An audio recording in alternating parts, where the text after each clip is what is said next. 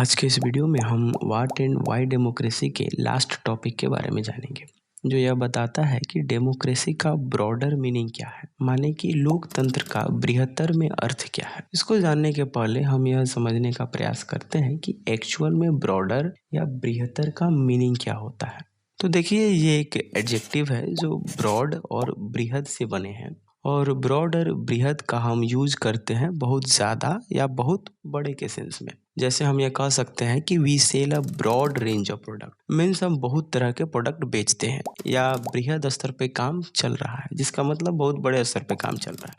उसी तरह ब्रॉडर का मतलब हम यह कह सकते हैं कि बहुत ज़्यादा या बहुत तरह से, और ब्रॉडर मीनिंग ऑफ डेमोक्रेसी का मतलब कि लोकतंत्र का अर्थ बहुत तरह से है, माने कि लोकतंत्र का यूज किसी एक क्षेत्र विशेष में नहीं होता है, बल्कि डेमोक्रेसी या लोकतंत्र जैसे शब्दों का यूज हम सरकार से अलग संस्थान या इंस्टीट्यूशन के लिए भी करते आते हैं। इसलिए अगर लोकतंत्र या डेमोक्रेसी को कम्प्लीटली समझना है तो हमें डेमोक्रेसी को सरकार से परे जाकर भी समझना होगा। जिसके लिए हम एनसीईआरटी में दिए गए एक एग्जाम्पल पर गौर करेंगे, जो कहता है कि we are a very democratic family, whenever has a decision has to be taken we all sit down and arrive at a consensus, my opinion matters as much as my father's. और अपने हिंदी भाषियों के लिए, हम लोगों का परिवार काफी लोकतांत्रिक है। जब भी फैसला करना होता है तो हम सभी साथ बैठकर आपसी सहमति से फैसले लेते हैं। फैसले में मेरे विचारों का भी उतना ही महत्व होता है जितना कि मेरे पिताजी का। इन सेंटेंसेज को देखने से यह पता लगता है कि लोकतंत्र केवल सरकार के लिए यूज नहीं होता है, बल्कि ये फैमिली के लिए भी यूज हो सकता है। साथ ही हमें यह भी पता लग रहा है कि कोई फैमिली डेमोक्रेटिक तभी हो सकती है जब उस फैमिली के हर एक मेंबर्स के ओपिनियंस की वैल्यू सेम हो, प्रत्येक सदस्यों के विचारों का महत्व बराबर हो।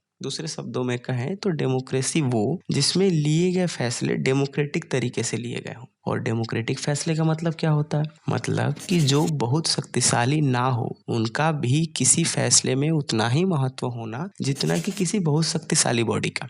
अब चलते हैं दूसरे एग्जाम्पल की ओर, जो कहता है कि I don't like teachers who don't allow to students to speak and ask question in the class. I would like to teachers with a democratic temperament.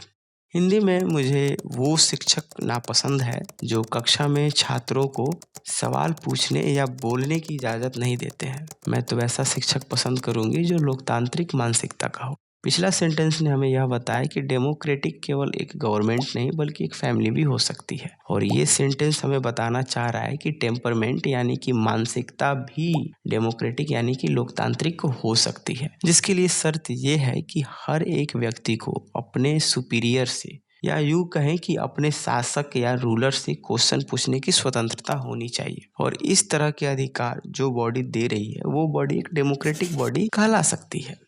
अब ध्यान देने वाली बात है कि अगर हम इन आइडियल्स, इन आदर्शों को सीरियसली लेते हैं तो हमें दुनिया में कहीं भी कोई भी कंट्री डेमोक्रेटिक नहीं दिखाई देगी। तो आखिर ये आदर्श या आइडियल्स करते क्या है भाई?